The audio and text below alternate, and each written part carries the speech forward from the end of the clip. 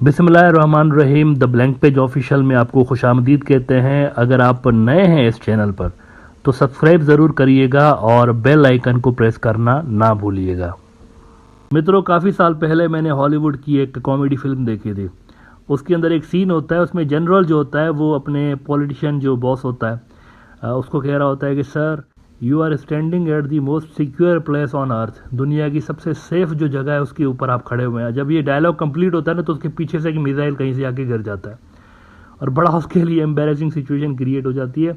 हमारे south Asia के अंदर भी गुज़िश्ता 2 साल में 2 मरतबा इसी तरह की सिचुएशन जो है वो क्रिएट हो चुकी है। और आज मैं ज़रा डिटेल में आपको बताना चाहूँगा कि ऐसे कौन से वाक़यात हमारे रीजन के अंदर पेश आए जो कि बिल्कुल उस हॉलीवुड के सीन से थोड़ा सा मुझे मुमासलत रखते हुए नज़र आते हैं।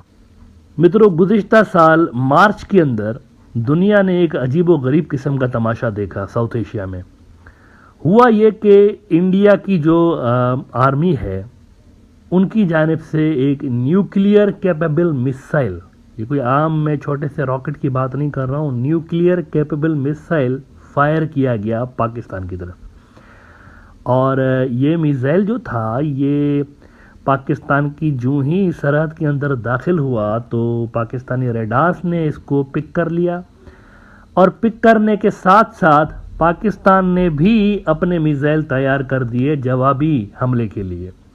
अब उनको ये लगा कि ये कोई अचानक से हमारे ऊपर हमला हो गया है तो उनकी जानिब से भी न्यूक्लियर मिसाइल जो थे वो रेडी हो गए पाकिस्तान की जानिब से।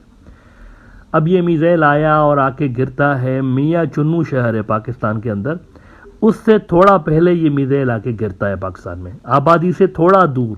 खुशकिस्मती के साथ कोई बड़ा नुकसान नहीं हुआ। अब जवाबी हमला करने से पहले जब हॉटलाइन पे पाकिस्तान ने राब्ता किया इंडिया के काउंटर पार्ट से तो पता चला कि ये बाय मिस्टेक हो गया हमसे। अव्वल तो इनको यकीन नहीं आया पाकिस्तानियों को कि इतनी कोई नॉन प्रोफेशनल किस्म की फ़ौज भी हो सकती है जो कि बाय मिस्टेक मिसाइल मार रही हो।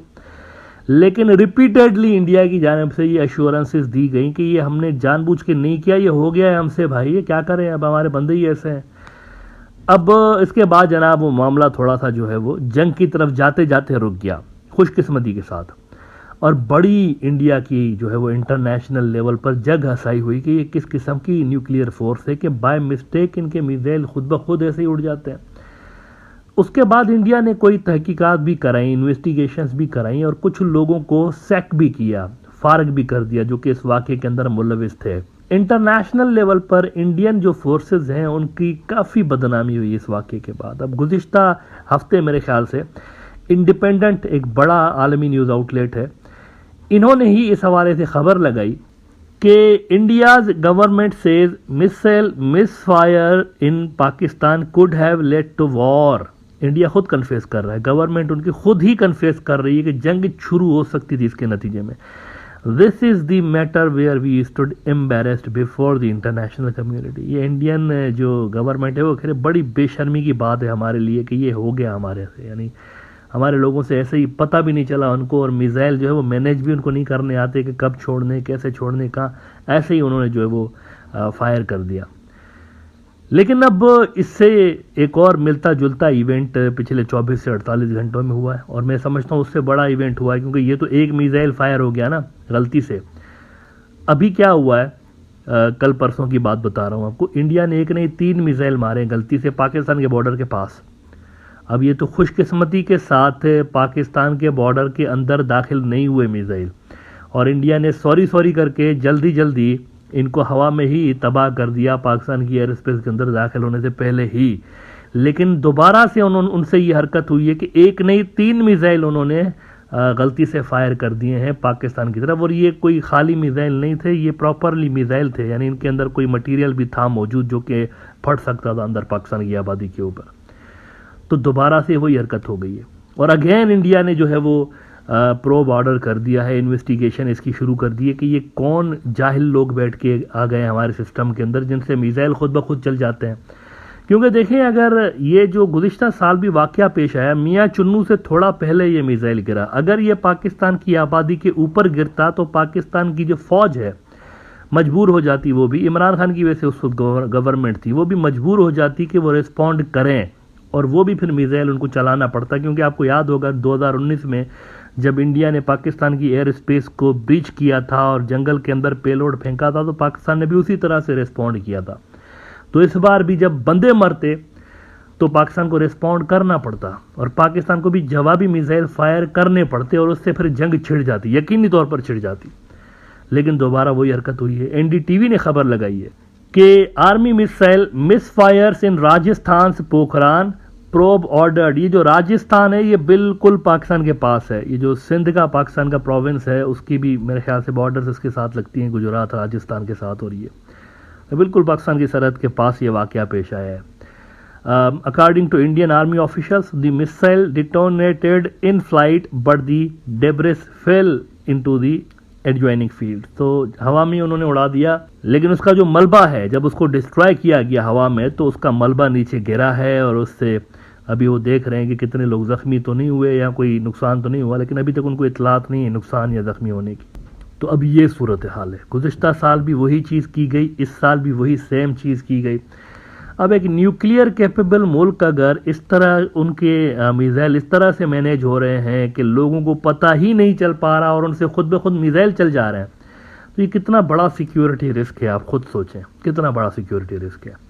यानी बंदा जो कि इंचार्ज है इस सारे मिसाइल का सिस्टम का और कोऑपरेट करने का और लाइव ड्रिल्स के अंदर उनको चलाना कैसे है, उनको खुद नहीं पता कि ये मिसाइल कैसे ऑपरेट होते हैं और उनसे यानी खुद ही ये मिसाइल फायर हो जाते हैं। There is something wrong in Indian missile technology. I think इनके लोग जो है वो मैनेज ठीक से नहीं कर पा रहे हैं, मुझे लग रहा है, क्योंकि रिसेंट ईयर्स में बहुत ज़्यादा इस तरह के वाक़यात पेश आए हैं और ये एक्सीडेंटल वॉर छेड़ने की एक बहुत बड़ी पॉसिबिलिटी है इंडिया और पाकिस्तान के बीच। इस तरह के जो वाक़यात हैं ना वो छेड़ सकते हैं। गुज़िश्ता साल होते होते रह गई ये जंग और अब दोबारा से वही वाक़यात पेश आ रहे हैं। तो कुछ करना पड़ेगा इसको, मेरे ख्याल से इंडियन मिलिट्री को कुछ करना पड़ेगा। प्रोफेशनल लोग हैं इनके अंदर। मैं कभी ये नहीं कहता हूँ कि इंडियन मिलिट्री के अंदर कोई सारे ही लोग फारिग हैं, प्रोफेशनल लोग भी मौजूद हैं, लेकिन बदकिस्मती के साथ बहुत से एरियाज़ ऐसे हैं जहाँ पर एक बड़ी इम्प्रूवमेंट की इंडिया को ज़रूरत है। अब उनकी जो तवज्जो है आजकल, जो उनकी तवज्जो है, वैसे मैं उस दिन भी सुन रहा था इंडिया के जो आर्मी चीफ साहब हैं वो कह रहे हैं हम ग्रे जोन वॉरफेयर में हमें कैपेबिलिटीज़ डेवलप करनी पड़ेंगी, क्योंकि चाइना और पाकिस्तान जो है वो काफ़ी इसके अंदर हमें तंग कर रहे हैं, तो हमें वहाँ पर कैपेबिलिटीज़ डेवलप करनी पड़ेंगी। ये मेरे ख्याल से एक तरह से शिकस्त तस्लीम करना ही है कि चाइनीज़ और पाकिस्तानी हमसे आगे हैं ग्रे जोन वॉरफेयर में। ग्रे जोन वॉरफेयर वो होती है जो कि यूँ समझे 3 स्टेजेस होती है ना। एक होता है अमन का टाइम, एक होता है जंग का टाइम, यानी प्रॉपर जंग छिड़ी, जैसे यूक्रेन की जंग आप देख रहे हैं, ये जंग वाला टाइम है। एक होता है अमन, बिल्कुल, यानी यूँ समझे कि जैसे चाइना और मंगोलिया का बॉर्डर है, तो अमन है, इसके अंदर कुछ भी मिलिट्री का इस तरह से कोई एक्टिविटीज़ नहीं है। लेकिन एक होता है कि ना अमन हो ना जंग हो, उसको कहते हैं ग्रे जोन, मतलब जंग भी नहीं है अमन भी नहीं है, बीच में ये सारा जो बीच के ऑपरेशंस होते हैं ना, कभी कभी कोई क्लैशेस छिड़ गए फिर अमन हो गया, ये होता है ग्रे जोन वॉरफेयर। और उसकी कई मुख्तलिफ अक़साम होती हैं, मुख्तलिफ उसके तरीके होते हैं, प्रॉक्सी वॉर्स भी इसके अंदर आ जाती हैं, सारा कुछ होता है। तो इंडियन आर्मी चीफ ने कहा है कि हम ग्रे जोन वॉरफेयर में हमें अपनी कैपेबिलिटीज बढ़ानी पड़ेंगी, क्योंकि पाकिस्तान और चाइना जो है वो इसके अंदर बहुत ज़्यादा हमें तंग कर रहे हैं।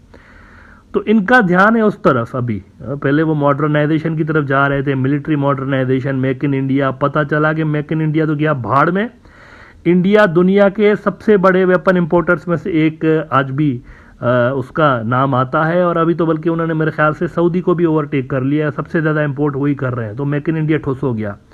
और उसके बाद अभी नया जिन पटारी से निकाला है इन्होंने कि ग्रे जोन वॉरफेयर की कैपेबिलिटीज़ जो है वो हमें बढ़ानी पड़ेगी। ग्रे जोन फ़ायदा नहीं देगी, ये फुल स्केल वॉर की उनको तैयारी करनी चाहिए, खासतौर पर चाइना के साथ, क्योंकि चाइना जो है वो फुल स्केल सारे जो डोमेन्स हैं उसके अंदर वॉर छेड़ देगा इंडिया के साथ। जब भी छेड़ेगा तो उनको वो तैयारी करनी चाहिए। ग्रे जोन के अंदर कुछ इनको फ़ायदा नहीं पहुंचेगा तैयारी करने के लिए, लेकिन उससे पहले कम से कम ये तो मसला हल करें ना। मिसाइल जो खामखा में चल जाते हैं ऐसे ही, और बाद में 2-4 बंदे फारिग कर देते हैं, सैक कर देते हैं और ये कहते हैं मसला हल हो गया। ऐसे नहीं होता।